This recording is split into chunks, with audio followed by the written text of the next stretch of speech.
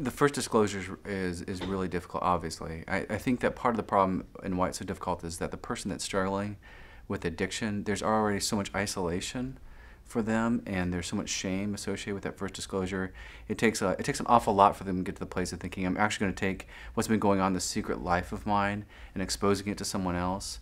I think there's things that they fear is like further isolation, rejection, people casting more shame on them, and so they're already so full of all that. To think about going and sharing that with someone else, it's almost like I'm moving from, maybe there's some way I can sort of save myself if I can just, read my Bible more, or if I can just do this thing more, do that more, and not let anybody know. But at some point it gets to the point where the shame is so great that disclosure is actually sort of freeing, but they don't expect it to be that way. They expect that when I share it, I'm going to be rejected immediately. But there's a part of the disclosure that's really important to the sense of like, wow, I've been carrying this really huge secret weight, and now I've given it to someone else, and it's no longer me in this sort of hidden part of my life that is carrying this by myself, and someone else knows about it, and I actually told them, and they didn't get up and run like mad from me. And most people don't. Most people that are part of disclosure or hearing disclosure don't immediately get up and reject the person that's disclosing it. Now, it gets a little more complicated when you're talking about like the partner in a couple relationship. That first disclosure is obviously a moment in time where the partner feels a massive amount of maybe rejection. They start to question all the things that have gone on in the relationship, like how much was really true. When we went on that vacation, were you on the web? Were you calling that person? Do you really love me? Or are you just saying you love me? So all the things that the partner has been communicating to them over the years is all of a sudden brought into question. And so that's a really scary thing to go through. You think you have this sense of trust, and chances are, though, probably the partner has already picked up some clues that something has gone wrong, and so there's already a deterioration that's happening in the relationship. So at the point of disclosure, oftentimes what I'll hear from the partner is, well, I knew something was wrong, but I couldn't put my finger on it. And there's almost relief from them to know that of what it really is that is going wrong. But at the same time, there's a lot of loss that happens in that moment. It's like, wow. And I think what some of the initial reactions of a partner is, first of all, why wasn't I enough? If I was enough, they would have gone and looked at these images. And I think the initial assumption is that this is really about sex. And this is not about sex. This is more about intimacy. And it's an intimacy disorder when people get caught up in sexual addictions or any type of like sexual obsessions. And most people that get caught up in that really struggle with healthy intimacy. And the symptoms of not being healthy in a relationship, intimacy-wise, are already happening for the couple before the disclosure is even made. So here's some things to think about in disclosure. One of the things to think about in disclosure is you don't want to share the gory details of everything that's happened in the relationship, in the sexual addiction. I think too much information just echoes in the mind of the person that's hearing it. It makes things more vivid. It makes things more difficult to overcome. I think there needs to be an honest disclosure of what's happened, but without the details. I've had some situations where a partner will want the details, where were you and what did you do, and all that type of stuff. And I think sometimes that's useful only if the partner can't let go of that.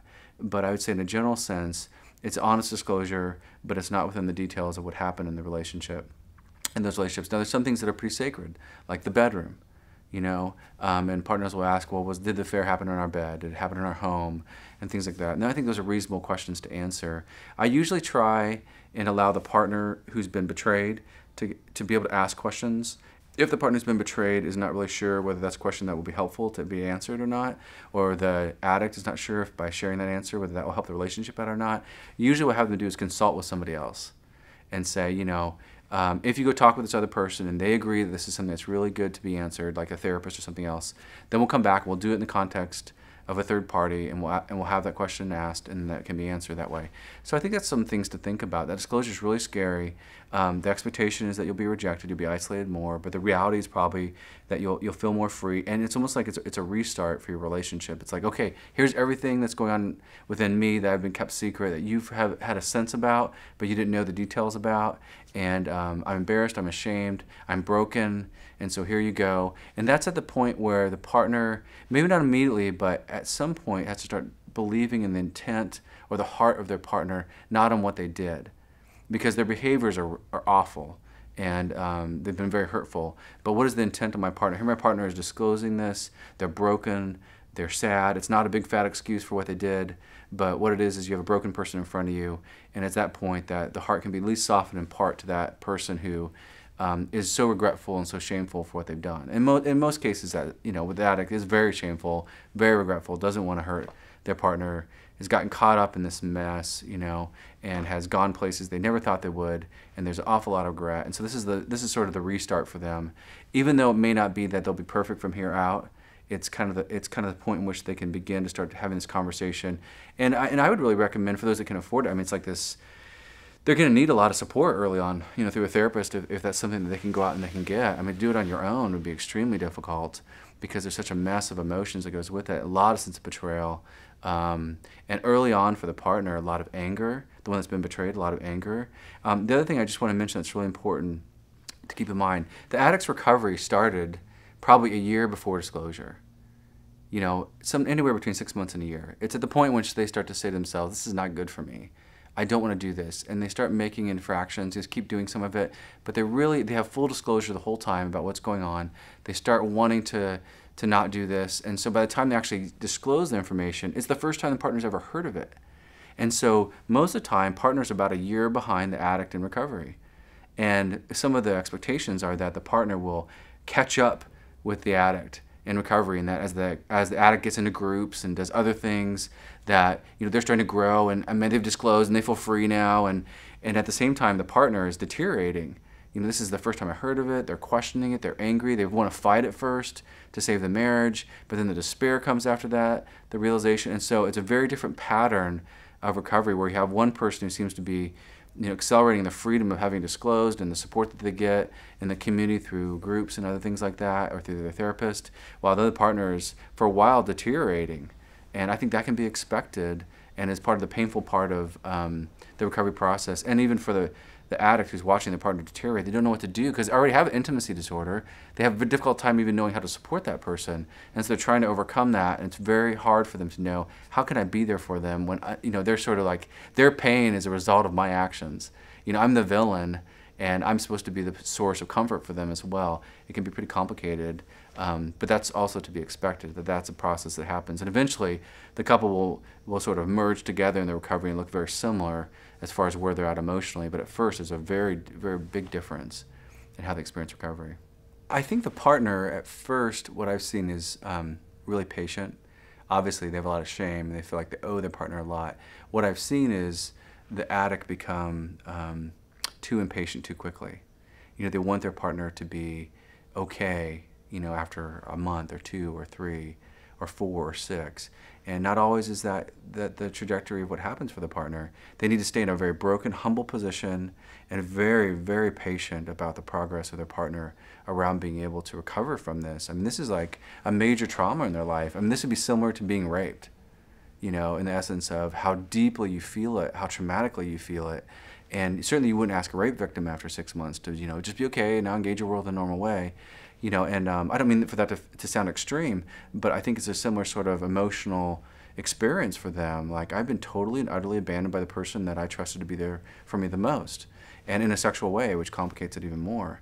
So I think that the patience, the humility, and I think even for the partner, if they start noticing the addict being less humble, being less broken, being less patient, it could be signs of a relapse.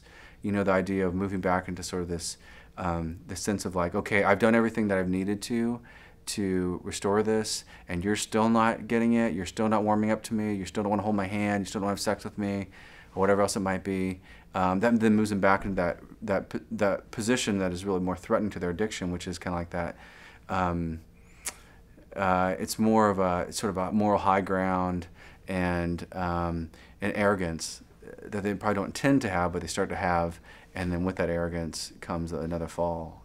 So it's important for them to stay in a really patient, humble position. A big question it seems to always be, how do I know if he's telling the truth? Right? He's been lying to me, or she's been lying to me this entire time. And how can I ever trust again? I think at first you trust with your eyes, not with your ears. And you watch what your partner's doing. You see if they're being consistent with their accountability. You see if they're attending their groups. You see if they're putting monitoring software on their computer, and you see if they're staying humble, if they're staying broken, if they're staying open to talking about it. You know, and I think more than anything, that the partner's really making an attempt to pull in and get close to the other partner, even if the other partner's upset. There's sort of like a resilience. I'll wait long and hard for you. I know what I've done to you is hurtful, and those are signs of someone that's continuing to pursue and someone that can be trusted. I think when they move back into sort of a withdrawn position and they get back into being preoccupied with things like work and stuff like that, and it's almost like a desensitization happens about what had actually happened with the addiction. I think that's the danger zone. That's where some of the self-soothing, where they go back into kind of caring for themselves, which is part of the addiction, rather than continuing to reach out to the partner to be relationship soothed, is part of how someone will know. So I think it's more of emotional monitoring and also observing, you know, and most addicts, I mean, part of knowing an addict or someone who is sexually addicted is that, you know, typically they do lie. I mean, that's how they've kept the secret for so long. And so it's really hard to trust their words at first, but given time. And that's one of the hardest things for the addict is like, man, how to gain ground if what I say doesn't matter, you know. If what I say sounds like Charlie Brown's teacher, you know, I might as well not even be saying it. You know, I didn't go there, I didn't do that, and it's really more in what they can demonstrate, what they have or have not done, and in their presence.